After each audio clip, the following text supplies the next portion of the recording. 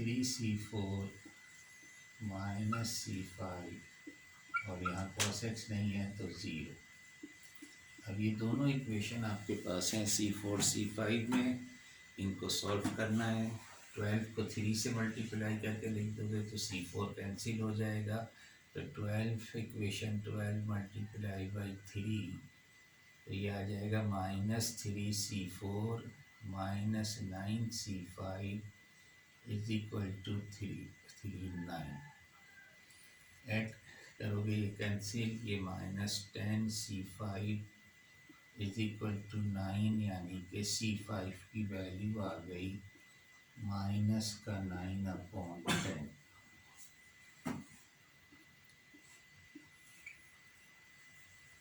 ये अगर आप 13 में पुट कर दो वैल्यू, तो 13 जो है वो कह रहा है 3c4 जो है वो c5 के बराबर है। c5 ऐसा है 9/10, तो यहाँ से c4 आ जाएगा -3/10। तो c5 आ गया, c3 आ गया, yp2 में पुट कर दो इसकी value.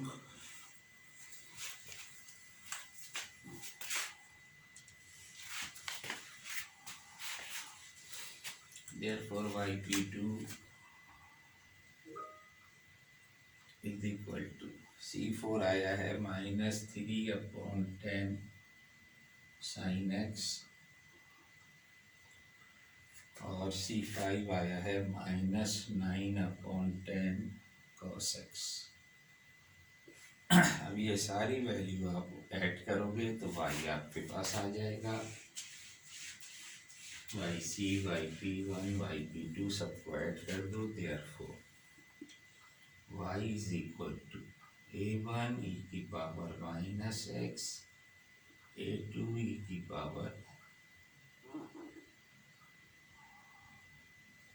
-x/2 plus x² -6x plus 14 -3/10 sin x and -9/10 cos x. So that will be our final answer. तो आपने देखा कि एक्सपोनेंशियल फंक्शन हो या पॉलिनोमियल हो या ट्रिग्नोमेट्रिक हो, इन सब को सॉल्व करने का मेथड एक ही है। अब मैं एक सवाल ऐसा लिख देता हूँ जो केस 4 का हो, तो केस 1 केस 2 केस 3 सारे इसमें आ गए 2 सवालों में। अब एक सवाल लिख देता हूँ, उसको yp निकाल के वहाँ स्टॉप कर दूँगा, उसे आगे कंटिन्यू कर लेना, तो ये एक्सरसाइज आपकी मुकम्मल हो जाएगी। अच्छा, इस एक्सरसाइज के आखिर में कुछ सवाल जो हैं वो इसीलिए सिर्फ आपको बताया गया है कि इसकी प्रैक्टिस के लिए कि yp कैसे लोगे, उनको सॉल्व नहीं करना है। जो आखिरी सवाल के कुछ पार्ट हैं उन्हें सॉल्व नहीं करना है, उनको सिर्फ आपने yp लिखना है।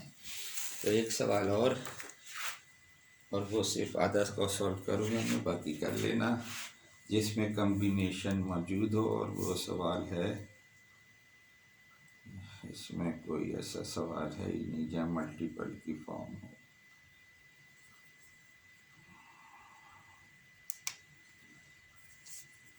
तो एक है का सवाल ये एक्सपोनेंशियल के साथ, क्वेश्चन नंबर 6 देखो।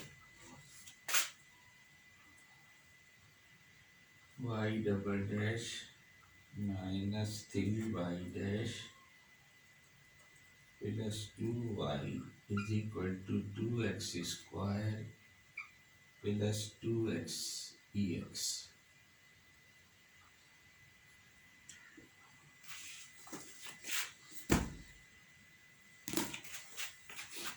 तो reduce equation d² minus 3d plus 2y is equal to 0. Auxiliary equation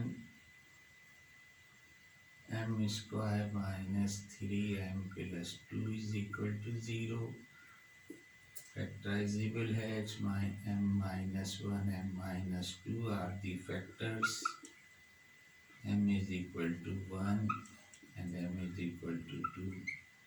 आपके पास रूट आ गए और अगेन वाई सी में लिख देता हूँ वाई सी आपके पास आ गया a1 e raised to power x plus a2 e raised to power 2x।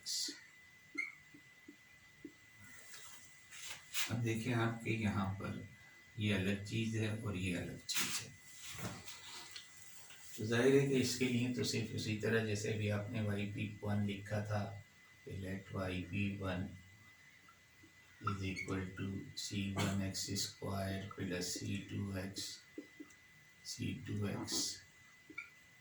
Plus c three, इसी तरह से करके लिख लो इसको इसके लिए। और इसके लिए अब आप लिख रहे हैं वाई पी टू। अब देखें यहाँ पर ये और ये सेम है, यहाँ कांस्टेंट है वहाँ x है, लेकिन जब इस x के लिए आप पॉलिनोमियल लिखोगे तो सिंगल डिग्री की पॉलिनोमियल लिखोगे तो ये लिखोगे, तो जब ये लिखोगे आप तो अब इससे मल्टीप्लाई करोगे तो ये सेम हो जाएगा, x से मल्टीप्लाई करोगे।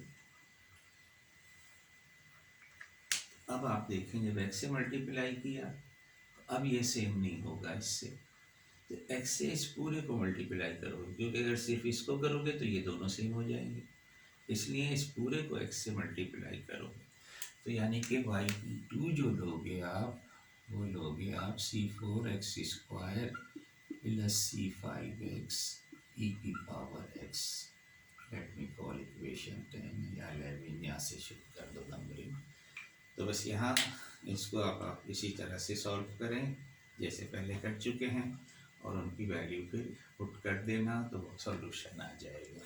ठीक है भाई, तो ये एक्सरसाइज भी फिर यहाँ पर हम मुकम्मल करते हैं। इसके बाद एक एक्सरसाइज और इस चैप्टर से करनी है, तो उसके बाद इंशाल्लाह फिर हम वापस कैलकुलस की तरफ जाएंगे। ठीक है, तो अल्लाह हाफिज़।